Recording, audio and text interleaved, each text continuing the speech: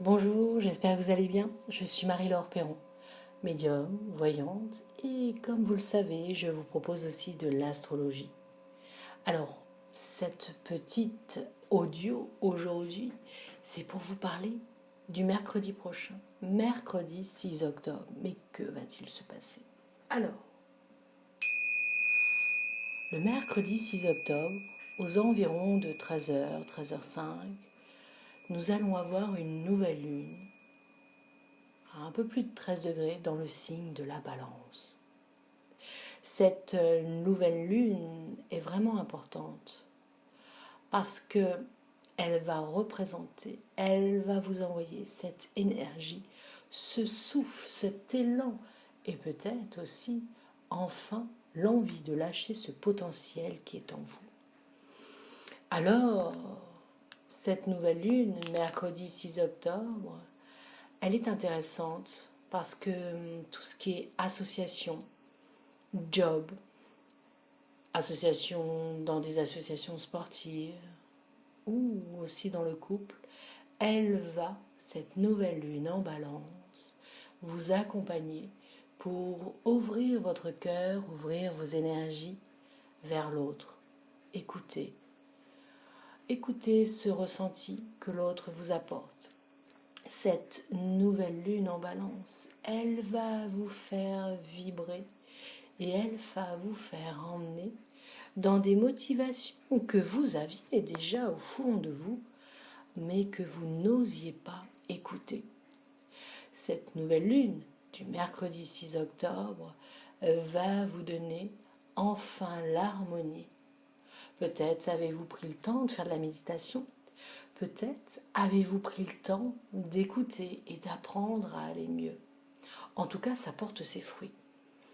Mercredi prochain, la nouvelle lune est en balance, mais pas que. Mars et Uranus aussi y seront.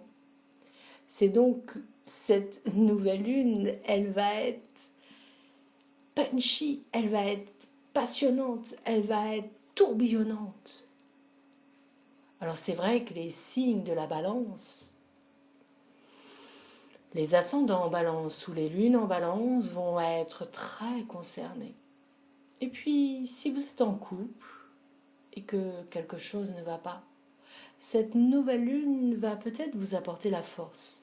Cette force pour mieux communiquer avec l'autre, mieux l'écouter, mieux accepter ses paroles. Et puis parfois, vivre en couple, c'est peut-être aussi vivre séparé et savoir mieux se retrouver. Et puis on voit aussi que la nouvelle lune, elle ressort avec Mercure. Et Mercure, vous le savez, la communication.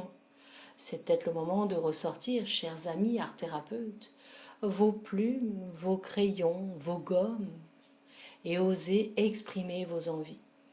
Si tu es dans des projets d'art-thérapie, il est peut-être le bon moment de reprendre et de visualiser ce que tu as envie de faire pour 2022. Dessine-le, écris-le. Et puis, c'est important, on le sait, il va y avoir, avec cette nouvelle lune en balance, la rétrogradation qui est reliée à Jupiter. Et alors là, Jupiter, la confiance, la force, la joie et oser faire des choses. Vous allez peut-être oser reprendre votre téléphone, communiquer avec vos clients, communiquer avec vos amis, vos familles.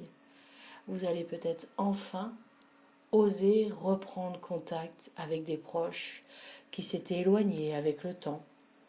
Et puis, c'est formidable parce que cette nouvelle lune du 6 octobre va vraiment vous donner une force et un épanouissement.